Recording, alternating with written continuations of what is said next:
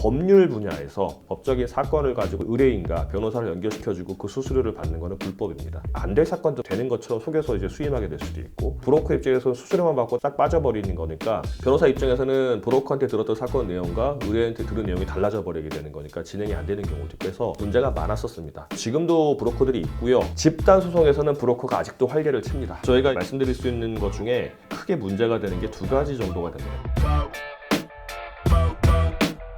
안녕하십니까, 강동원 변호사입니다. 이번에는 집단소송에 관해서 좀 말씀드리려고 하는데요. 저희 법인이 집단소송을 많이 하고 있어서 질문을 받는 내용도 많고, 또 저희가 사건을 처리하다 보니까 느끼는 바가 있어서 설명을 드리려고 합니다. 집단소송은 말 그대로 여러 명이 같이 모여서 하나의 이제 단체로 같이 하는 소송이 집단소송인 거죠. 하나의 쟁점을 가지고 여러 명이 모여서 같이 소송을 진행하는 거다라고 하시면 대략적인 이제 정의가 될 것 같고요. 이 집단소송을 왜 하냐면 피해자가 많으니까 하는 거죠. 같은 쟁점의 피해자가 많으니까 하는 거고, 두 번째로는 변호사를 이제 보통 한 법인 정도 선정하기 때문에 수임료가 좀 낮아지게 되겠죠. 보통 혼자 하면은 몇백만 원, 많으면 몇천만 원까지 하는 수수료가 몇십 명, 몇백 명 모이게 되면 1인당 아주 몇십만 원 내지 몇백만 원 정도 낮아지기 때문에 부담이 훨씬 덜하니까 이제 그렇게 집단소송을 하게 되는 거고, 또 세를 과시할 수가 있죠. 나 혼자 하면은 움츠러들고 할 수 있는데 여러 명이 하니까 유리한 자를 모아서 할 수 있으니까 세를 과시할 수 있어서 집단소송 많이 하십니다. 저희도 이렇게 집단소송 많이 해서 예전에 머지포인트 사건 같은 경우도 대표 쪽도 다 구속이 됐고요. 이제 저희가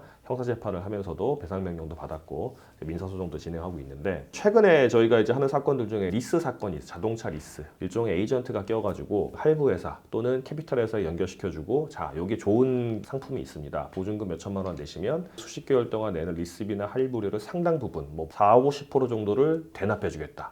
그리고 리스 기간이 끝나면 그 차량도 우리가 회수해주겠다. 그리고 우리가 받았던 보증금도 그대로 주겠다 라는 아주 말도 안 되는 좋은 조건을 제시해가지고 하는 경우도 있었어요. 근데 나중에 알고 보니까 사실상 돌려막기로 보이는 폰지 사기 비슷한 의심이 되는 상황이라서 이 피해자들은 피해 사실이 똑같기 때문에 여러 명이 모여서 하면 집단소송이잖아요. 이제 그런 집단소송을 저희가 사건을 맡아서 하고 있어서 집단소송이 뭔지 설명을 드리는데, 집단소송에서 저희가 말씀드릴 수 있는 것 중에 크게 문제가 되는 게 두 가지 정도가 됩니다. 브로커 문제가 되는데, 수요자와 공급자가 있을 때 연결을 시켜주고 그 연결을 한 용역에 대해서 수수료를 받는 거는 문제가 안 되는데, 그런 과정에서 금지된 분야가 있거나 일정한 면허를 가진 사람만 할 수 있는 거라든가 이런 분야들이 있을 수 있는데, 법률 분야에서 법무 사건, 법적인 사건을 가지고 의뢰인과 변호사를 연결시켜주고 그 수수료를 받는 것은 불법입니다. 이거는 변호사끼리도 못하게 돼 있어요. 완전 변호사법 위반입니다. 왜냐하면 이게 허용되게 되면 법률 시장이 혼탁해질 염려가 있다는 거죠. 법률 사건을 변호사와 의뢰인 연결시켜주고 수수료를 받는 거는 안 될 사건도 되는 것처럼 속여서 이제 수임하게 될 수도 있고, 변호사 입장에서는 의뢰인 보지도 못하고 브로커와 만나가지고 자료만 받고 의뢰인에게 설명도 못 듣고 가는 거니까 사건이 제대로 진행되지 않을 수도 있고,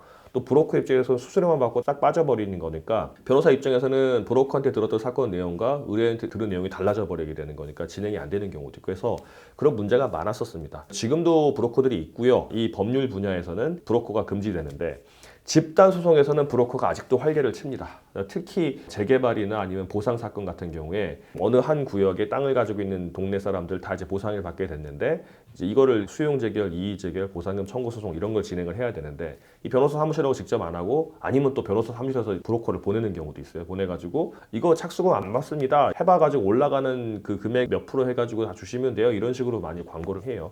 근데 이게 문제가 되는 게 뭐냐면, 첫 번째는 의뢰인들이 먼저 변호사 사무실에 요청을 하지 않았음에도 불구하고 변호사 사무실에 사람 보내거나 해가지고 사건을 맡기라고 하면 그 자체가 불법입니다. 두 번째는 이 사람들이 변호사 사무실에서 수수료를 받습니다. 사건 얼마를 가져오면 몇 프로 얼마 이런 식으로 주기 때문에 그 자체가 또 불법이 되거든요. 이 집단 소송을 할 때는 브로커를 통해서 하시면 절대 안 되고요. 번거로우시더라도 이런 피해를 같이 본 사람들끼리 카카오톡을 통해서 단톡방을 만드시거나 네이버 밴드를 만들거나 카페를 만들거나 해가지고 그런 모임을 만드신 다음에 총 떼매는 사람이 한 명 있긴 있어야 됩니다. 비대위원장 격되는 분이 계셔가지고 그분이 법무빈들을 몇 개, 두세 개 정도 해가지고 어디가 잘한다더라 알아봐가지고 컨택을 한번 해보시고 괜찮다 싶은 데를 설명회를 들으셔야 됩니다. 요즘은 줌 설명회 많이 하거든요. 영상으로 해가지고 설명회 들어보시고 투표를 해가지고 정할 수도 있는 거니까, 먼저 의뢰인이 변호사 사무실에 연락을 하고 또 브로커 없이 변호사 사무실에서 직접 변호사 설명을 듣고, 그 다음에 진행 상황도 그 커뮤니티 통해서 진행 상황을 안내받고 하는 게 정상적인 집단소송을 하는 거니까 요거 참고하시면 될 것 같아요. 그 집단소송 할 때는 제가 계속 말씀드리지만 브로커를 통해서 하시면 안 되고 수수료 같은 거 주시면 안 되고, 그 다음에 변호사 사무실에 직접 먼저 연락하셔가지고 컨택을 한번 해보시고, 설명해 들으시고 그다음에 변호사가 직접 얘기하는 내용을 듣고 변호사 선정해가지고 진행하시면 되겠습니다.